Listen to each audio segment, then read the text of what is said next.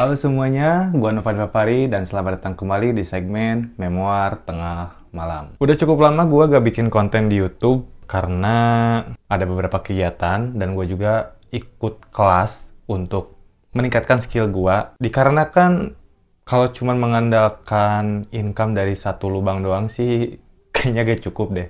Jadi gua harus belajar skill baru. Setidaknya gua punya side hustle lah gitu untuk tambah-tambah. Udah 2 minggu atau 3 minggu atau mungkin mau sebulan kali ya gua nggak upload konten di YouTube. Ya semoga Bapak Ibu sekalian masih mau menunggu konten-konten dari gua. Kalau ada ya. Siapa saya tuh? Subscriber baru 60. Emang ada yang mau menunggu? Mending nonton konten-konten orang lain yang lebih terkenal gitu kan. BTW, karena masih dalam suasana lebaran, gua pribadi mengucapkan minal aidin wal faidin, mohon maaf lahir dan batin. Gua minta maaf kalau misalkan ada kata-kata gua yang menyinggung dan tingkah laku gua yang ya menjebalkan atau mungkin ya lebih parahnya lagi. Gua mohon minta maaf kepada Bapak Ibu sekalian, mohon dimaafkan. Ngomongin soal lebaran atau hari raya Idul Fitri, definisi kebanyakan orang itu mengartikan Idul Fitri itu sebagai hari kemenangan atau hari kembali ke fitrah dan lain sebagainya. Karena menyamakan kata fitri sama kata fitrah. Tapi secara bahasa, hari raya Idul Fitri itu adalah hari raya berbuka atau hari raya makan yang diambil dari kata FITHR. Dalam penyebutannya tuh fitr. Fitr kali ya, yang dimana berasal dari akar kata yang sama dengan iftar, yang berarti berbuka puasa. Jadi secara bahasa, Hari Raya Idul Fitri itu berarti hari raya makan atau hari raya berbuka. Hari di mana umat muslim diharamkan berpuasa dan diperbolehkan kembali makan di siang hari setelah sebulan penuh berpuasa. Mungkin itulah kenapa di Indonesia kita punya tradisi ketupat sama opor ayam yang melimpah. Karena secara teknis, kita memang sedang merayakan hari berbuka. Jadi, mana yang benar? Ya, semuanya benar dalam ruang lingkup masing-masing. Secara bahasa, Idul Fitri berarti hari raya makan atau hari raya berbuka, menandai berakhirnya sebulan penuh kita berpuasa. Sementara secara teologis, hari Idul Fitri berarti hari kemenangan, menang melawan hawa nafsu selama 1 bulan Ramadan. Dan secara kultural, Hari Idul Fitri adalah hari kesucian, simbol saling memaafkan dan memulai lembaran baru. Jadi ya gak perlu dibenturkan, apalagi sampai menentukan mana yang benar atau mana yang salah. Coba kita ambil titik tengahnya aja deh. Hari Idul Fitri adalah hari makan sebagai bentuk rasa syukur atas kemenangan kita kembali ke fitrah. Masya Allah. Win-win solution. Tapi yang akan gua bahas di video kali ini tuh bukan soal lebaran, bukan soal hari Idul Fitri. Itu cuman trivia doang. Itu cuman kata pengantar, atau gua sebutnya sekapur sirih. Yang akan gua bahas di video kali ini tuh sesuatu hal yang cukup umum dibicarakan sama kebanyakan orang. Sama setiap orang. Yang kedengarannya tuh kayak berat banget gitu. Di video kali ini, gue akan bahas soal rasa bahagia dan rasa sedih. Gue yakin Bapak Ibu sekalian pasti pernah ngerasain rasa sedih, kecewa, gelisah, patah hati, dan perasaan atau emosi negatif lainnya. Dan semua perasaan negatif itu gak akan bisa lepas dari hidup seorang manusia. Nah, yang jadi pertanyaannya, berapa lama waktu yang dibutuhkan buat seseorang bisa pulih seutuhnya dari semua bentuk perasaan negatif itu? Apakah 1 hari? 1 minggu, 1 bulan, 1 tahun, atau mungkin lo belum bisa move on dari perasaan negatif itu sampai sekarang. Ya, sebenarnya relatif sih, tergantung situasi kondisi. Gue juga, pas tahun baru, gue kan baru patah hati waktu itu. Cuman butuh 1 hari atau 2 hari, ya udah move on.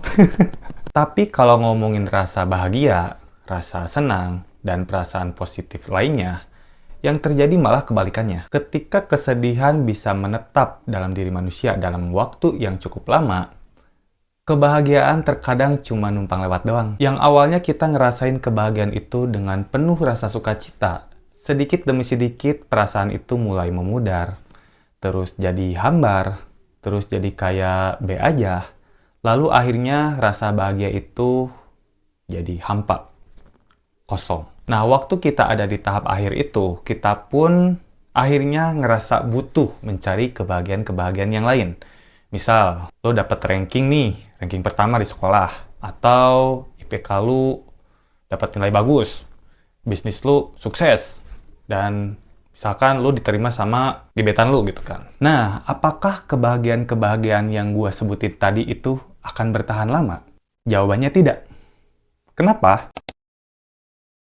Menurut Arthur Schopenhauer dalam filsafat pesimisme, hidup itu kayak pendulum yang bergerak antara rasa sakit dan rasa bosan. Menurut Schopenhauer, bahagia itu cuma absennya rasa sakit. Begitu keinginan terpenuhi, kita bahagia sebentar, lalu bosan, lalu muncul keinginan baru yang bawa penderitaan lain. Makanya kata Schopenhauer, sedih terasa lebih nyata. Kalau dari sudut pandang stoikisme kayak Marcus Aurelius atau Seneca, kaum stoik melihat kalau kita sering menderita lebih banyak dalam imajinasi daripada dalam kenyataan. Maksudnya apa? Maksudnya, rasa sedih bertahan lama karena kita menolak kenyataan tersebut. Dan bahagia terasa singkat karena kita sering takut kehilangan momen itu pas lagi merasakannya. Makanya dalam stoik, ada konsep yang namanya dikotomi kendali. Yang sederhananya, kita gak bisa mengontrol faktor eksternal, yang dimana itu aksi. Misalnya, tindakan, perkataan, atau penilaian orang lain terhadap kita. Tapi, kita bisa mengontrol reaksi dari kita sendiri terhadap faktor eksternal itu. Gitu. Terus yang terakhir, filsafat timur atau Buddhisme. Nah, dalam Buddhisme, ada konsep yang namanya dukkha, yang berarti penderitaan atau ketidakpuasan. Bahagia itu sementara, karena sifat dasarnya yang tidak kekal. Kita sedih lama karena kita mencoba menggenggam sesuatu yang seharusnya lewat begitu saja. Nah, tadi itu penjelasan dari sisi filsafat. Sekarang kita perjelas dari sisi ilmiahnya. Nah, secara biologis, otak kita memang didesain lebih setia sama rasa sedih daripada rasa senang. Dan lo harus terima itu. Jangan denial. Kenapa? Karena itu ada yang namanya negativity bias, yang dimana di otak manusia terdapat amigdala, yaitu sistem alarm yang lebih responsif sama ancaman atau kesedihan. Secara evolusi, nenek moyang kita lebih bertahan hidup kalau mereka ingat sesuatu yang bikin mereka trauma atau takut. Kayak, di situ ada singa, di situ ada buaya, di situ ada dinosaurus, T-Rex gitu. Kan nenek moyang kan? Misal ini mah contohnya kayak gitu. Nah, nenek moyang kita lebih bisa bertahan hidup kalau ingat sesuatu yang bikin mereka takut daripada ingat sesuatu yang indah atau menyenangkan. Misalkan kayak, wah, bunganya bagus ya. Wah, sungai ini indah ya, bersih ya.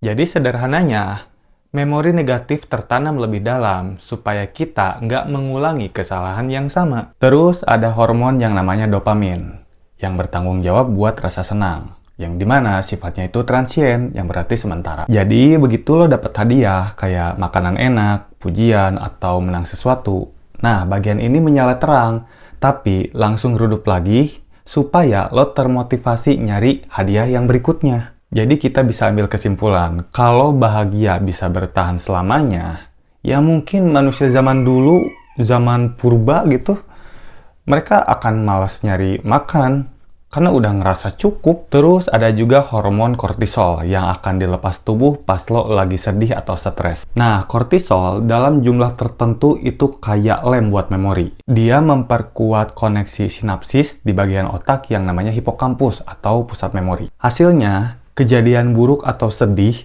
terpatri dengan sangat jelas di otak lo. Sementara momen bahagia seringkali nggak memicu lonjakan hormon sekuat itu. Jadi, memorinya lebih cepat memudar atau kerasa biasa aja setelah lewat. Dan secara kognitif, manusia cenderung memutar ulang kejadian sedih di kepala untuk mencari jawaban kenapa ini bisa terjadi. Nah, proses rewind yang terus-menerus ini yang bikin rasa sedih seolah-olah punya durasi yang nggak ada habisnya. Begitu. Nah, itulah kenapa memori kita tentang rasa bahagia yang pernah kita alami gak seintens memori sedih waktu kita mengingatnya. Dan itu bisa jadi manifestasi buat fisik atau tubuh seorang manusia. Nah, sekarang kita bikin analogi. Katakanlah gua nembak seorang cewek, dan di situ ada dua output. Antara gua diterima sama gua ditolak. Output pertama, gua diterima. Waktu diterima, timbul perasaan yang sangat luar biasa dalam diri gue. Tubuh gue otomatis memproduksi dopamin dong. Nah, terus bertahun-tahun kemudian gue ketemu cewek lain, gue nikah sama cewek baru ini, gue punya anak, gue nyari nafkah selayaknya kepala rumah tangga. Dan pada satu hari, gue teringat sama memori rasa bahagia waktu gue diterima sama cewek pertama tadi. Percayalah, memori rasa bahagia itu gak akan 100% sama persis dengan apa yang gue rasakan di waktu momen itu. Bahkan, buat mendekati pun sangat jauh. Makanya, kalau lo lagi nongkrong, terus lo cerita ke temen tongkrongan soal lo pernah nembak cewek dan diterima, rasanya tuh kayak pencapaian yang B aja gitu. Ya kan? Nah, sekarang output yang kedua, ceritanya gue ditolak. Meskipun gue terlihat biasa aja, sebenarnya di situ gue menyembunyikan rasa sedih, rasa kecewa, patah hati, dan lain sebagainya. Apalagi kalau misal ditolak dengan cara yang paling tragis. Rasanya pengen mengakhiri hidup. Nah, abis kejadian ditolak itu, gue mau gak mau harus tetap melanjutkan hidup dong. Gue akhirnya move on, terus ketemu cewek baru, yang ternyata jodoh gue, terus lanjut nikah, gue punya anak, terus gue nyari nafkah, selayaknya kepala rumah tangga pada umumnya. Sampai di satu hari, gue teringat memori rasa sedih dan rasa sakit waktu ditolak itu. Percayalah, memori rasa sedih dan rasa sakit yang gue rasakan waktu itu, waktu gue mengingatnya, akan jauh lebih jelas ketimbang output yang pertama tadi. Dan itu terbukti di konten gue sebelumnya, soal gue diputusin sama cewek. Di video itu kan gue menceritakan pengalaman buruk gue dari awal sampai akhir dengan sangat jelas. Itu buktinya. Nah, kenapa bisa begitu?